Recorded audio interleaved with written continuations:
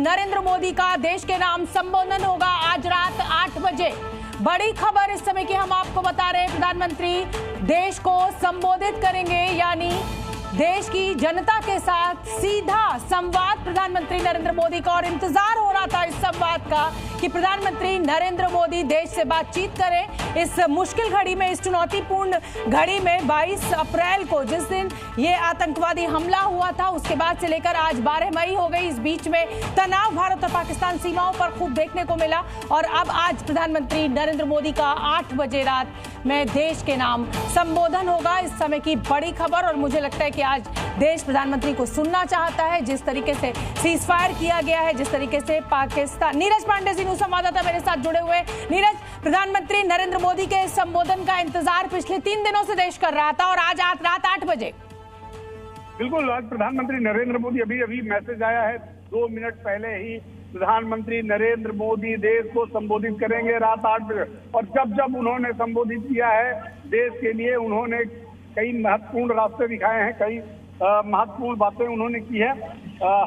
Sorry Swapna, mic on नहीं था जल्दबाजी में, लेकिन बड़ी खबर इस समय की यही है। बिल्कुल ठीक है नीरज, मैं आपके पास आऊंगी, लेकिन इस बीच में बड़ी खबर एक बार फिर से अपने दर्शकों को बता दूं कि प्रधानमंत्री नरेंद्र मोदी देश को संबोधित करेंगे, और ये समय मुकर्रर किया गया है रात 8 बजे। जल्दी से नीरज मुझे अपडेट और दे दीजिए। और जिस तरीके से सीज फायर हुआ है, जिस तरीके की बातें निकलकर सामने आ रही है, आज देश से सीधा संवाद देश का मुखिया बनाएगा। निश्चित रूप में पहलगाम घटना के बाद देखिए, अब तब से लेकर प्रधानमंत्री नरेंद्र मोदी लगातार इस पूरे मसले को खुद टैकल कर रहे थे। पहली बार उन्होंने 24 तारीख को बिहार की धरती में सीधे तौर पर देशवासियों को और पूरी दुनिया को संदेश दिया कि पहलगाम घटना के लिए किसी को बख्शा नहीं जाएगा, उन्हें मिट्टी में मिला दिया जाएगा। दूसरी अहम बैठक 29 अप्रैल को हुई इसी प्रधानमंत्री आवास पर, जहां उन्होंने सभी सेनाध्यक्षों के साथ मीटिंग की। और 6 और 7 की रात जो हुआ उसको पूरी दुनिया ने देखा, पूरी दुनिया के सामने उन्होंने एक उदाहरण पेश किया। और देखा जाए तो हमारी सेनाओं ने 9 जगह बमबारी की, जिसमें कई महत्वपूर्ण आतंकी मारे गए। 5 आतंकियों के तो नीरज मैं आपसे समझना चाहूंगी, देखिए तमाम आरोप इस समय लगाए जा रहे हैं कि साहब सीज फायर क्यों कर लिया, जो डोनाल्ड ट्रंप है उनकी मध्यस्थता को क्यों स्वीकार किया गया। तो क्या आज ये माना जाए कि प्रधानमंत्री नरेंद्र मोदी आज जब देश के साथ, देश की नागरिकों के साथ सीधा संवाद बनाएंगे तो इन मुद्दों पर भी बात होगी? निश्चित रूप में मुझे लगता है कि प्रधानमंत्री नरेंद्र मोदी जब आएंगे देशवासियों के सामने अपनी बात लेकर, तो इन सभी सवालों के जवाब देंगे, इन सभी सवालों पर अपनी बात रखेंगे। बहुत लोगों के मन में जो आशंकाएं हैं, जो सवाल है, जो तूफान है, उन सभी को शांत करेंगे। क्योंकि देश के सरकार के मुखिया होने के नाते उनका ये फर्ज भी बनता है कि अब तक जो चीज़ें हुई वो सामने सबके रखें। क्योंकि अभी तक आपने देखा DGMO लेवल पर, सेना के लेवल पर, आप देखिए तो विदेश सचिव के लेवल पर तमाम तरह के बयान आ चुके हैं, तमाम प्रेस कॉन्फ्रेंसेस हो गई। लेकिन भारत की जनता, देश की जनता भारत के प्रधानमंत्री पर भरोसा रखती है। जब उन्होंने जो बातें कही उसको लोगों ने बहुत तहे दिल से लिया है, बहुत गंभीरता से लिया है, और उनकी बात पर भरोसा भी करता है। शायद यही एक कारण है कि प्रधानमंत्री नरेंद्र मोदी खुद सबके सामने आना चाहते हैं और आकर वो अपनी बात रखना चाहते हैं, और इन सभी विषयों पर बहुत स्पष्टता के साथ। बिल्कुल नीरज, और यहाँ हमें ये भी समझना होगा कि जब ये पूरा, जिसे कहा जाए कि तनाव को एक मैच्योर्ड लीडर की तरह, एक मैच्योर्ड डेमोक्रेसी की तरह, सीज फायर को कोई कितना भी क्रिटिसाइज करे, लेकिन अगर इसको मैं आंकती हूं तो मैं अपने नजरिए से ये कहूंगी कि एक जिसे मैच्योर्ड डेमोक्रेसी की तरह भारत ने बिहेव किया है, मैच्योर्ड लीडरशिप जो है वो प्रधानमंत्री मोदी की इस समय देखने को मिली है। क्योंकि वॉर किसी चीज का हल नहीं है, इससे आपका देश 20 साल पीछे चला जाता। पाकिस्तान के पास तो खोने के लिए कुछ है नहीं। तो आज ये जो संवाद है प्रधानमंत्री नरेंद्र मोदी का, ये बहुत अहम हो जाता है। नीरज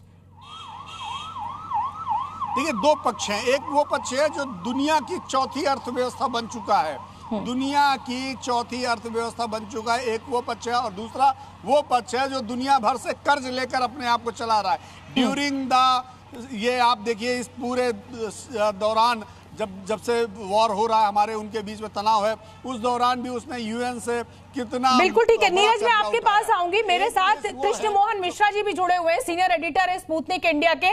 कृष्ण मोहन जी, प्रधानमंत्री नरेंद्र मोदी का देश की जनता के साथ सीधा सीधा संवाद, और जैसा कि मैं कह रही थी कि भारत ने एक मैच्योर्ड डेमोक्रेसी, एक मैच्योर्ड लीडरशिप इस पूरे हालात में देखी है। देखिए, हमेशा खास तौर पर जब ऐसे संकट होते हैं कि युद्ध, हालांकि ये युद्ध नहीं था, लेकिन ये जो स्थितियां थीं वो युद्ध की तरफ जा रही थीं, और ऐसे में देश की जनता के मन में बहुत सारे सवाल होते हैं, बहुत सारी शंकाएं होती हैं, बहुत सारे शिकवे होते हैं, शिकायतें होती हैं। और पिछले 2-3 दिन में जो नज़र भी आई, अलग अलग तरीके से लड़ाई ऐसी चीज़ है कि जिसमें बहुत सारे लोगों को तकलीफ होती है, बहुत सारे लोगों को कष्ट होता है, और उसमें बहुत सारी शिकायतें होती हैं। अपने लोगों का मनोबल बढ़ाना भी बहुत ज़रूरी होता है, अपने राष्ट्र का एक जो नजरिया है वो पेश करना बहुत जरूरी होता है अंतर्राष्ट्रीय स्तर पर। तो इसलिए राष्ट्र के नेता हमेशा ऐसी स्थितियों में राष्ट्र को संबोधित करते हैं। नीरज, एक बार फिर से मैं आपके पास लौटना चाहूंगी। इस संवाद का, इस जिसे कहा जाए कि प्रधानमंत्री के बात करने का इंतजार जो है वो देश 7 मई की रात से कर रहा है, जब भारत ने हमला किया था और आतंकी ठिकानों को निशाना बनाया था। पाकिस्तान ने उसको गलत तरीके से लिया, और उसके बाद पाकिस्तान ने भारत के ऊपर एक तरीके से ड्रोन और मिसाइल से जो हमला बोला, उसका मुंह तोड़ जवाब भारत के द्वारा दिया गया। सेना को हमने सुन लिया, विदेश सचिव को हमने सुन लिया। अब प्रधानमंत्री नरेंद्र मोदी आज देश से जब बात करेंगे तो क्या लगता है कि क्या कुछ हो सकता है इस भाषण में, क्योंकि एक लंबा चौड़ा अनुभव आपका रहा है नीरज, मैं आपसे जानना चाहती हूं। देखिए प्रधानमंत्री नरेंद्र मोदी जब सामने आते हैं और अपनी बातें रखते हैं, लोग उनकी बातों को बड़ी गंभीरता से लेते हैं, उनकी बातें मानते भी हैं। आपको याद हो शोभना, हम और आप ऐसे ही एक बार चैट कर रहे थे, बात कर रहे थे, और तब भी ऐसा ही आया कि खबर आई कि शाम को 8 बजे प्रधानमंत्री नरेंद्र मोदी देश को संबोधित करेंगे, और उस दिन उन्होंने देश में नोटबंदी की घोषणा कर दी। ऐसे कई मौके आए जब वो सामने आते हैं और कहते हैं कि आज देश के नाम संबोधन, और लोगों ने उसे स्वीकार किया। नोटबंदी के बाद कहीं कोई नीरज, बल्कि एक नौबत तो ऐसी आई थी कि जब प्रधानमंत्री नरेंद्र मोदी के संबोधन की बात होती थी तो लोग डर जाते थे, क्योंकि नोटबंदी जैसा एक ऐसा फैसला लिया गया था, तो लोगों को लगता था कि पता नहीं प्रधानमंत्री मोदी आ रहे हैं, आज क्या बोल देंगे, क्या घोषणा कर देंगे। लॉकडाउन का भी आपको मैं यहाँ पर जिक्र करूंगी और याद दिलाना चाहूंगी, लेकिन आज प्रधानमंत्री जिस कंटेक्स्ट में आ रहे हैं वो पूरा देश जानता है नीरज।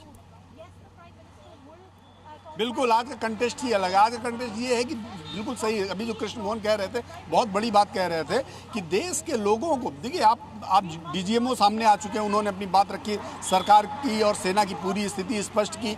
बार बार विदेश सचिव आए, उन्होंने सारी चीज़ें को बताई, तीनों सेनाओं के अधिकारी सामने आए। लेकिन क्या है कि जब सरकार के मुखिया होने के नाते, पूरे सिस्टम के मुखिया होने के नाते, जब भारत का प्रधानमंत्री कोई बात कहता है तो दरअसल वो एक किसी विभाग की बात नहीं करता, एक किसी व्यक्ति की बात नहीं करता, वो देश के 140 करोड़ लोगों को रिप्रेजेंट कर रहा होता है।